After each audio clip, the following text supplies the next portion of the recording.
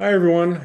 My name is Neil Katzmacher. I am a senior at the University of North Dakota, where I am majoring in aviation management. I am a pilot. I have my instrument, commercial, and multi-engine ratings.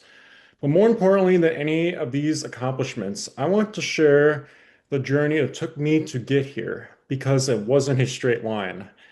I want to share a story that completely changed my life, my journey with mental health, and how it reshaped not only who I am as a person, but also the kind of professional I want to be in aviation. For most of my life, I had a very clear goal. I wanted to become a pilot. Aviation wasn't just something I was interested in, it became part of my identity, especially coming from a family with no background in neither aviation or college. This path meant everything to me. It represented independence, purpose, and a future I was building for myself. And for a while, everything was going according to plan. I was progressing through my training, classes, building experience, and I was looking forward to being involved at UND. But in the spring of 2023, which would have been my sophomore year, things started to change. At first, it was subtle. I started feeling constantly on edge, like something was wrong, even when nothing actually was. My mind wouldn't slow down. I was overthinking everything, and that turned into racing thoughts.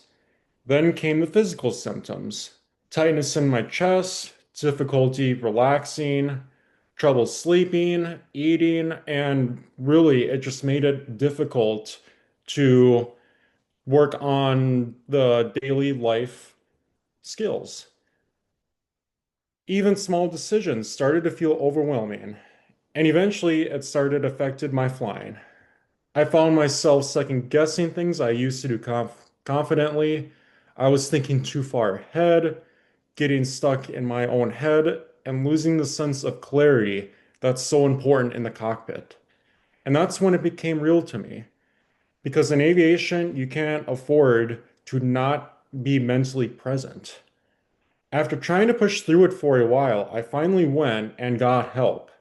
And in the spring of 2023, I was diagnosed with generalized anxiety disorder.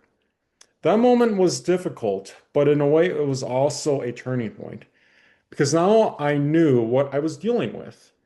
Not long after that, I made one of the hardest decisions of my life.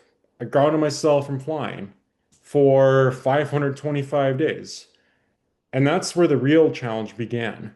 Because it wasn't just stepping away from flying, it was everything that came with it. I started working with professionals to understand what I was experiencing.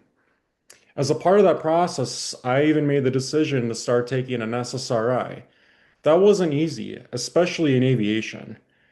There is a lot of uncertainty and stigma around medication, and I knew this decision could impact my ability to fly. But I realized something important. If I didn't take care of my mental health first, nothing else in aviation or my goals would have even mattered. Over time, the process of medication, therapy, and lifestyle changes helped stabilize things. My thoughts became more manageable. I could slow my thinking down again, and which would then lead me to think more clearly. But while I was making progress personally, I was able and enter the FAA medical certification process. And that process, which believe me, it's one of the most frustrating parts of this entire journey.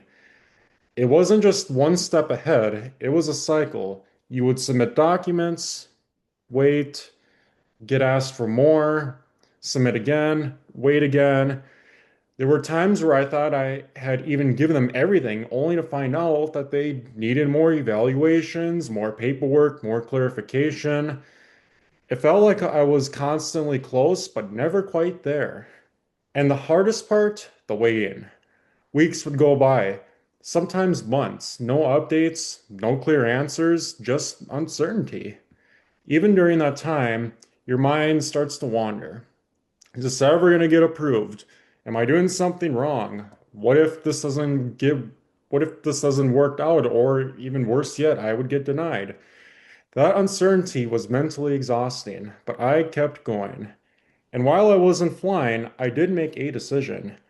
I wasn't going to let time go to waste. So at UND, I shifted my focus. I got more involved with groups. I ended up working more. I leaned heavily into the aviation management side of my degree and started focusing more on business classes. Instead of being in the cockpit, I was developing a different skill set, understanding operations, leadership, and the business side of aviation. I also used that time to get ahead in my FAA written exams. So even though I wasn't flying, I was still progressing, just in a different direction. Looking back, that time forced me to grow in ways I never would have otherwise. It taught me patience, it taught me discipline, and it taught me how to keep moving forward, even if it feels like nothing is happening. After 525 days, I finally got the news I had been working toward. I was granted a special issuance first class medical. I was clear to fly again, and I will never forget my first flight back. And it wasn't just another flight, it was everything I had been working toward for well over a year. And when I got back in the cockpit, something was different. I was more aware, more grounded, more appreciative. And honestly, I was a better pilot because of what I had gone through. From that point on, things started moving forward. I completed my commercial pilot training, I got my multi-engine rating, and now I'm about to graduate from the University of North Dakota with a degree in aviation management. That moment represents more than just a degree. It represents everything it took to get there, the setbacks, the frustration, the waiting, and the growth. And along the way, I started sharing parts of my story, and people responded. Other students, other pilots, people who were going through similar struggles but didn't feel like they could talk about it. And that showed me something important. Mental health challenges are more common in aviation than we actually talk about, and the silence around it is part of the problem. That's why I'm passionate about advocating for mental health awareness in the industry. Because the reality is, you shouldn't have to choose between your mental health and your career. Taking care of your mental health doesn't make you weak. It makes you safer. It makes you more aware, and it makes you better. Looking back, those 525 days felt like everything was on hold, but in reality, they were building a stronger foundation for everything that came after. Today, I move forward with something I didn't have before: perspective. I understand now that success isn't about achievements. It's about taking care of yourself along the way. So if there's one thing I want people to take away from my story, it's this. It's okay not to be okay. What matters is what you do about it.